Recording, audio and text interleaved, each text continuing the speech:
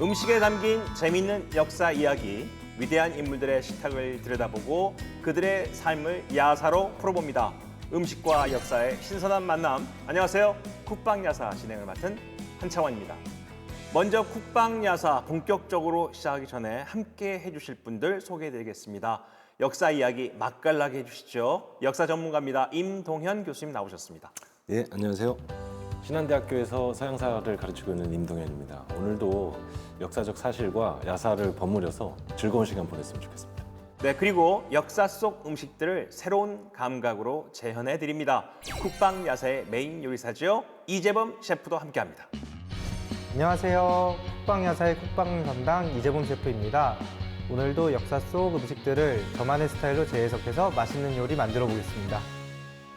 네, 음식을 소재로 역사 속 인물들의 삶을 좀 더 야사스러운 관점에서 접근해보는 국방야사입니다. 자, 지금부터 맛있는 음식으로 기분 좋게 배부르고 재밌는 이야기로 뇌 부르게 즐기는 국방야사 시작하겠습니다.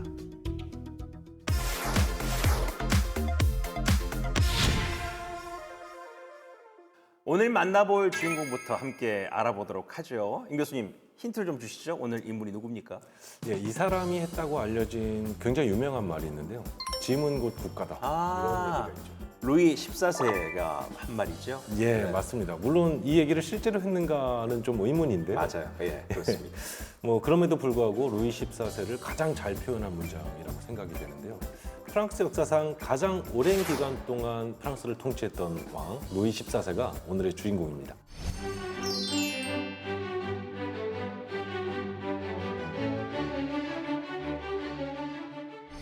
흔히 루이 14세를 태양왕이라고 우리가 부르기도 합니다. 도대체 얼마나 오랫동안 통치를 했죠? 예, 루이 14세가 왕위에 오른 것이 1643년이었는데요. 당시 5살의 나이였습니다. 5살의 아이가 왕이 됩니다. 예, 네. 그리고 세상을 떠났던 것이 1715년인데 77세의 나이로 세상을 떠나게 그럼 됐죠. 몇 년 동안 왕을 한 거예요? 총 72년 3개월 동안 왕위에 있었는데요. 물론 처음 왕위에 올랐을 때는 너무 어린 나이였으니까 통치를 할 수 없었고 네. 그래서 재상들이 섭정을 하게 되죠. 그래서 섭정과 친정 기간을 다 합치면 약 72년 3개월에 이릅니다. 예, 오랜 기간 동안 이렇게 재위를 했던 만큼 에피소드도 굉장히 많이 남겼던 왕이죠. 77세까지 72년 동안 통치를 했지 않습니까? 좋은 음식 많이 먹어서 그런 거 아닌가요? 예, 당시 프랑스 평균 수명하고 비교해 보면 엄청나게 장수한 그러게요. 셈인데, 네.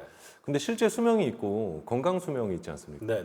루이 14세는 좀 건강하게 장수하진 않았던 것 같고요. 네. 이 얘기는 나중에 다시 드리도록 하겠습니다. 일단 루이 14세는 프랑스 파리 외곽의 생제르맹 알레 궁전에서 태어났는데요. 본명이 루이 디웨도네입니다. 디웨도네가 신이 주신 선물이라는 그런 뜻인데요. 예. 루이 14세의 아버지였던 이 루이 13세가 결혼을 1615년에 합니다. 그리고 23년 동안 후사를 보지 못하다가 23년 만에 본 아들이기 때문에 이 디웨도네라는 이름을 붙였던 것이죠. 23년 만에 아들을. 예. 네. 자, 얼마나 사랑을 많이 받았겠어요. 저도 생각해 보면 20년이 넘게 아이를 기다렸다가 23년 만에 아이를 얻은 아버지의 마음. 그러면 루이 14세는 태어날 때부터 엄청나게 이쁨 받고 주위 사람들로부터 호화로운 삶을 살지 않았나 생각이 드는데 예, 그렇습니다. 예. 초상화에도 그런 거 많이 나오잖아요. 예, 맞습니다. 루이 14세가 지었던 베르사유 궁전 자체가 사치의 상징이었죠. 거기서 입고 다니는 패션, 거기서 먹었던 음식들 전부 다 화려함의 극치를 보여줍니다. 그리고 이제 베르사유 궁전의 라이프 스타일이 당대 유럽의 귀족 문화에 큰 영향을 미치게 되죠. 유럽의 귀족들이 이 호사스러운 삶을 모방하기 시작하면서 그렇게 되었는데요. 그래서 프랑스가 패션이나 음식이라든가 여러 가지 면에서 유럽 문화를 선도해왔던 국가 중에 하나인데요. 여기 루이 14세의 공이 굉장히 크다고 얘기할 수도 있겠습니다. 사실 베르사유 궁전에 가보면 정원이 인간이 만들 수 있는 가장 아름다운 모습으로 조작되어 있다 뭐 이런 표현까지 하는데 영국식 정원은 자연 그대로 남겨두는 정원이고 프랑스 정원은 정원사가 어떻게 하면 더 규격에 맞게끔 예쁘게 고칠까 아마 그런 것도 루이 14세가 만들어낸 사치스러운 삶의 연장이 아니었을까 그런 생각도 해봅니다. 자, 어떤 음식을 루이 14세는 좋아했을까요? 화려한 삶, 사치스러운 삶 속에서. 특별히 어떤 음식을 좋아했다기보다는요. 루이 14세가 미식가였는지는 잘 모르겠는데 확실한 것은 엄청난 대식가로 알려져 있습니다. 그러니까 음식을 가리지 않고 뭐 닭, 거위, 양, 빵, 온갖 종류의 음식을 매 끼니마다 엄청난 양의 음식을 먹었다고 알려져 있습니다. 혼자 먹지를 않고 제 생각으로도 한번 고려해 본다면 주위 사람들과 자주 만남을 갖는데 그 만남 장소나 시간을 식사 시간으로 했기 때문에 더 많이 먹지 않았을까라는 생각도 한번 해보는데 어떻게 생각하세요? 뭐 그럴 수도 있겠는데요. 혼자 먹는 양 자체도 엄청나게 그래요? 많았습니다. 예. 네. 조금 이따가 다시 설명드리도록 네, 하겠습니다. 그렇다면 그 많은 요리 중에서 루이 14세는 어떤 요리를 제일 좋아했을까요? 이재범 셰프님, 오늘은 어떤 요리가 준비되고 있습니까? 네, 오늘 준비한 요리는 루이 14세가 즐겼다는 양고기 요리를 준비했는데요. 마늘, 쪽파, 버터 소스를 곁들인 프렌치렉 스테이크를 만들어 보겠습니다.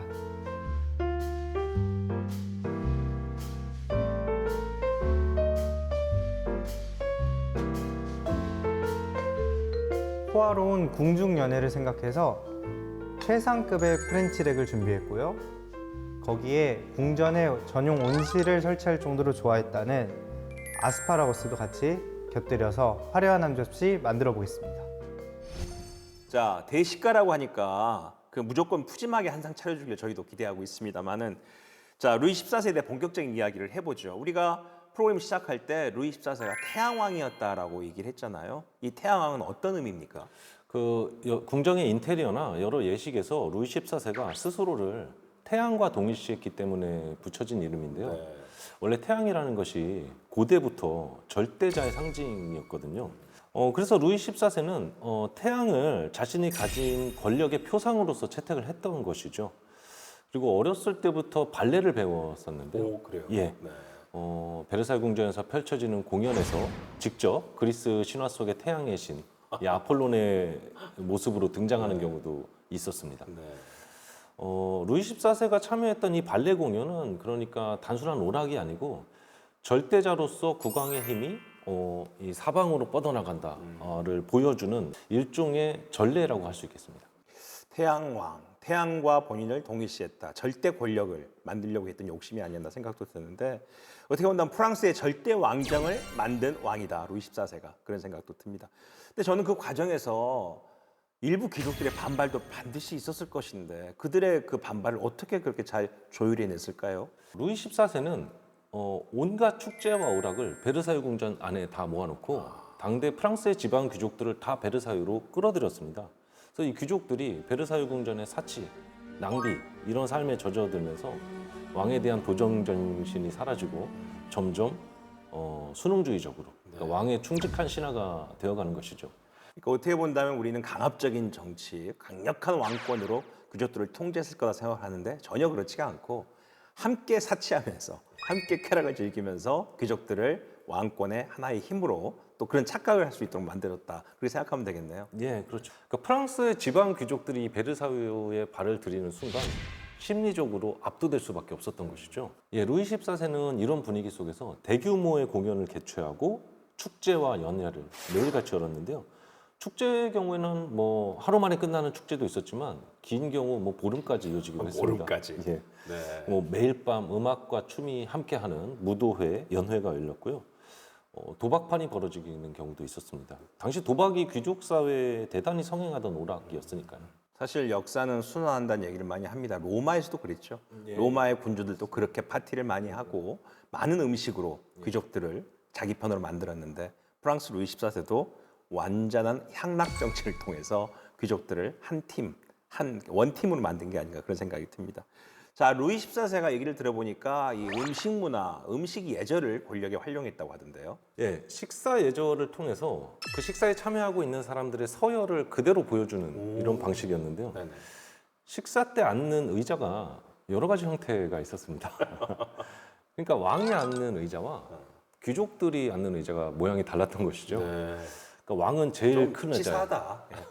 그래도 그 아주 사소한 거에 사람들은 예. 따라가게 되니까 그렇게. 왕은 팔걸이가 있는 가장 큰 의자에 앉아서 자유로운 자세로 식사를 즐겼던 반면에 왕 다음에는 이제 왕족이 앉았고 그렇죠. 그다음에 이제 귀족들이 앉았는데 귀족들은 이 식탁 모퉁이에 우리가 스툴이라고 하죠. 등받이가 없는 의자에 그냥 쪼그려 앉아서 식사를 했어. 엉덩이만 거칠 수 있는 의자를 말씀하시는 거죠. 예, 그리고 식사의 양도 차이가 있었는데요. 예를 들면 식사에 고기가 서빙된다고 하면 이 서빙되는 고기의 양이 왕, 왕족, 귀족 순으로 달랐습니다. 카리스마 왕이 양고기를 좋아했다고 하네요. 예, 오늘 그러면 양고기가 어떻게 잘 진행되고 있는지 이재범 셰프님 잘 되고 있습니까? 네, 루이 14세를 위한 스테이크 이제 바로 굽기만 하면 되니까요. 조금만 기다려 주세요.